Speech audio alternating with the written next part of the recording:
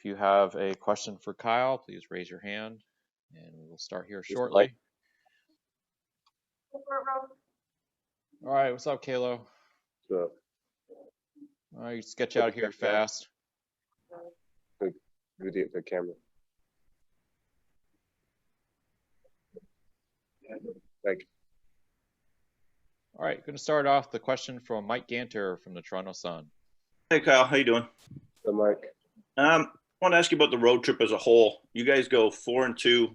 I mean, both losses come on the back end of the back-to-backs.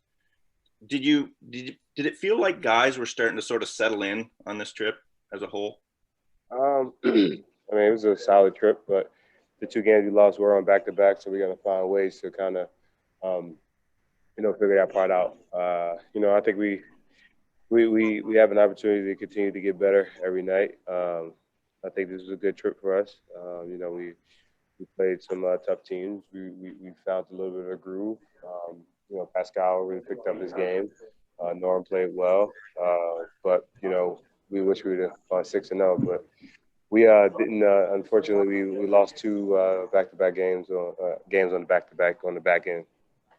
Yeah. What did you? I mean, from the bench guys, it seems like Bembry sort of found a role or found a sort of a spot there.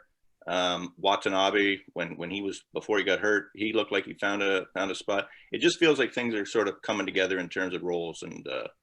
That's a big thing. Is figuring out your role and what your job is, and having the coaches clarify it, and you kind of figure it out. And even like Stanley, the start of the season now, Stanley's kind of figured himself out. We're missing OG, so hopefully OG comes back, and the guys kind of will have to readjust. But that's part of the NBA, basketball. That's part of the team. You got to just continue to adjust and figure it out and go. All right, thanks, Kyle. All right. Have a good night. You too, man. Next question goes to Michael Grange from Sportsnet. Hey, Kyle. The game plan went pretty well. I mean, you guys held Brown and Tatum to under 30 combined. So do you take satisfaction in that, or do you kind of get a little frustrated that the other guys were able to get off, and then did that end up being the difference? I mean, you're never satisfied with the loss. At the end of the day, we still lost the game. Those guys, Shimmy Ojale and Peyton Pritchard and Kemba, those guys combined for what? 17 threes, and that's a lot of 3-pointers. They shot the ball very well.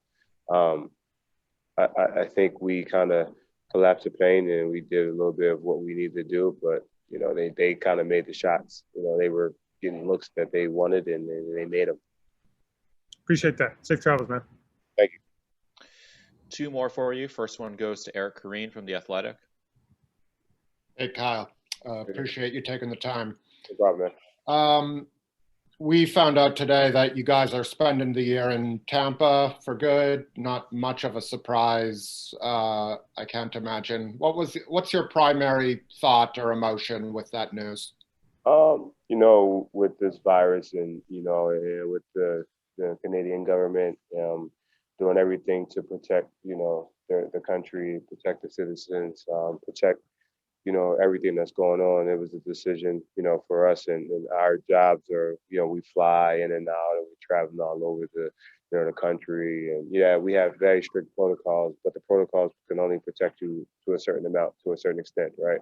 There's new variances that are out, and we completely understand why, the country of Canada and the government is, probably, really tight right now. And it's for the best of the human, the society up there and the citizens up there.